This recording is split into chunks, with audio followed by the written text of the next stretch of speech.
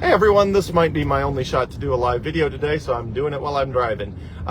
So the halving is coming up in about 3 hours, and so I wanted to address a couple of things. One, likely frequently asked questions. One, what's likely to happen to the price of Bitcoin at exactly the halving? The answer is probably nothing, because the only thing that happens at the halving is the number of new Bitcoin that are released to the marketplace via the Bitcoin miners every day drops from 6.25 to 3.125. So the only difference is in that 10 minutes, there will be 3 fewer Bitcoin in the marketplace than there would otherwise have been. Now, the immediate effect is minimal because that's 3 Bitcoin out of something like 19.7 million Bitcoin on the way to 21 million Bitcoin. So the immediate effect is not 100% apparent, but it compounds because the next 10 minutes, there's also 3 less Bitcoin. And then the 10 minutes after that, there's 3 less Bitcoin. Well, that's 450 Bitcoin every single day for the next 4 years. And then it drops in half again, down to half of whatever 3.125 is. So initially, the price impact is probably not apparent, but it compounds over time, and the effects of supply and demand eventually have to push the price of Bitcoin up. Again, it might not be linearly. It may go down first, it might go up first, and then down, and then up, and who knows? It's probably going to look a lot like the path over the last few months from the Bitcoin ETFs. But anyway, having 450 less Bitcoin in the market every day ends up over the long haul having a major effect. It's like somebody showing up one day and, buying 450 Bitcoin and never selling them. And then the very, very first day they would do that, nobody would notice because people buy 450 Bitcoin all the time. That's a lot of Bitcoin. It's $28 million of Bitcoin, but it's not uncommon for someone to buy $28 million of Bitcoin in a day where there's $28 billion of volume or something like that. But the next day, that same person is like buying another 450. So the compounding effect over time of 450 fewer Bitcoin for sale every single day for the next 4 years, and then it drops in half again, it just forces a new equilibrium price. So I have no idea what will happen with the price of Bitcoin in the near term. It's about $64,300 as I record this. Could go up, could go down, who knows? The effects take time to compound because the effects take time to be felt by the marketplace. It's not like 3 Bitcoin the very first 10 minutes is going to make a huge difference. It just makes a huge difference over a long period of time. Second, this is not directly related, but I'm sure someone will eventually ask, well, if we don't know what's going to happen to the price of Bitcoin immediately at the halving, sometime between, 7 p.m. or 8 p.m. and 9 o'clock p.m. tonight, sometime in the next, a few hours or a couple/few hours from now, why would we buy Bitcoin in advance of that? And the answer is because there's no other good time to buy Bitcoin. So let's think about this. If the same quandary was the case with the Bitcoin ETFs that launched on January 10th, I encouraged everybody to buy Bitcoin in advance of that when the price was in the $30,000 and then the $40,000, and then it bounced around in the $40,000 after the Bitcoin ETFs launched. But if somebody says, well, hey, I don't want to buy in advance of that, I'm going to wait and see what happens with the Bitcoin ETF launch or the halving, and depending on what happens, I'll invest then. Okay, let's think about that and think it through. Okay, the first question is, if you're not going to invest money before the Bitcoin ETFs or before the halving or, whenever now is, then you've got to decide when you're going to invest after those events.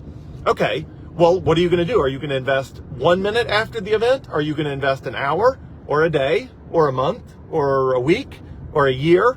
You have to now decide when after the event you're going to invest. And of course, in retrospect, people always think, well, I would have invested at the low point, and the low point happened, X number of days, weeks, months, or whatever after some event, and they're positive that they would have been smart enough to invest at the low point, which of course is completely wishful thinking. Nobody has the ability to do that.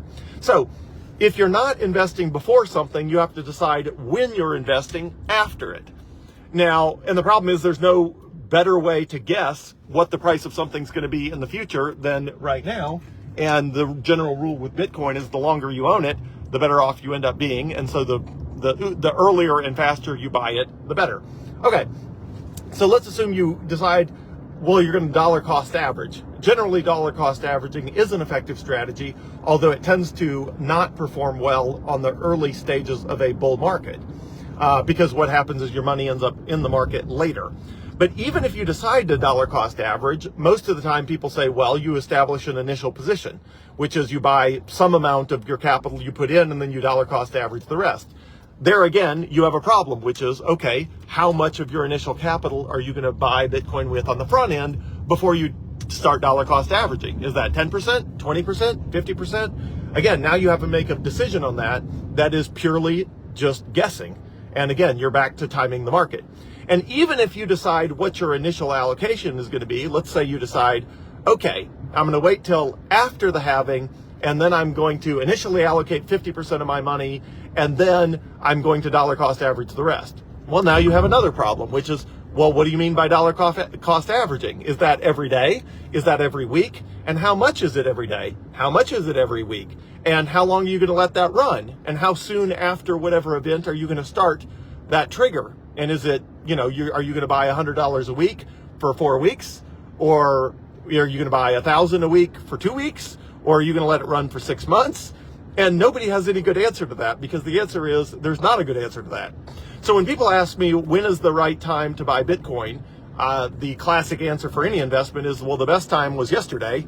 The second best time is today. And for everybody who thinks that tomorrow or after is an even better time, they have this quandary that nobody has an answer to, which is, yeah, but when? If not before something, then when after? And how long are you going to wait? And are you going to go all in or part of the way in? And if you don't go all the way in, then over what period of time are you going to put the remaining capital in? And how are you going to decide that? And what are you going to do if it goes up? And what are you going to do if it goes down? Anyway, there's no good answer to any of those questions, which is why I recommend everybody, however much you're comfortable with, go ahead and buy Bitcoin, just do it, and then put it out of your mind and just don't worry about it, because there's not a good answer to an alternative strategy. The alternative strategies all leave you with these decision paralysis about when and how much and over what time period, and when do I start it and when do I stop it. And generally that results in people not making decisions at all. So rather than getting better financial performance, what ends up happening is they never pull the trigger. They can never decide how fast and when and over what time period. And so as a result, they typically let the world go by. They don't pull the trigger, and then they watch the Bitcoin market, and then it goes down and they don't want to buy it because it's down, or it goes up, but then they don't want to buy it because they felt like they missed out on buying it back before it was down. And then if it comes back down, they think, I better wait and see if it goes up again. So they just sit on the sidelines, and always are perpetually sitting on the sidelines. So because there's no good alternative to sitting on the sidelines because of all this decision paralysis, the only thing that works for me, which I presume is the only thing that works for others, is figure out how much Bitcoin you can possibly afford, go ahead and buy however much Bitcoin that is, and be done with it, because it's the only thing that consistently seems to get people to actually buy an investment and then hold, and then when it goes up, you're happy. And look, if it goes down, you might decide you want to buy more because your comfort level is higher or you're willing to allocate more. But that doesn't mean you're sitting on money you want to invest waiting. It means you decided there's a different amount you're willing to invest based on the price, which is totally fine. But if there's an amount you want to invest, I just think it works better if you go ahead and pull the trigger rather than if you try to guess at some future investment point, which in my experience just results in poor performance due to lack of decisions and a lot of decision paralysis and a lot of stress associated with trying to figure out when to start, when to stop, how much, when, and inevitably you're just going to not do it, or you're going to end up underperforming the market by guessing wrong. So that's why my advice is buy as much Bitcoin as early as you can, sit on it as long as conceivably possible, and the farther in advance of the Bitcoin ETF launch on January 10th you could have bought, the better off you are. The more in advance of the halving that's coming up in a few hours, the better. And look, and if you can't invest money till tomorrow or next week or whatever, great. It's still, the earlier you do it, the better. It's going to go up and down regardless, and there's no way you're going to catch the bottom perfectly regardless. So it's better to just get on the train and ride it. And anyway, Always happy to answer any questions anyone has, and I'll be watching the halving countdown clock tonight, and it's always fun. Tonight Bitcoin will become more scarce than gold in real estate. In an instant, split second, Bitcoin will become the most scarce commodity in the world, certainly that has any monetary properties whatsoever. So anyway, tonight sometime around between 7 p.m. and 9 p.m., Bitcoin will become more scarce than gold, more scarce than real estate, and it will become the most scarce commodity in the world. So anyway, hopefully this is helpful. Thanks, everyone.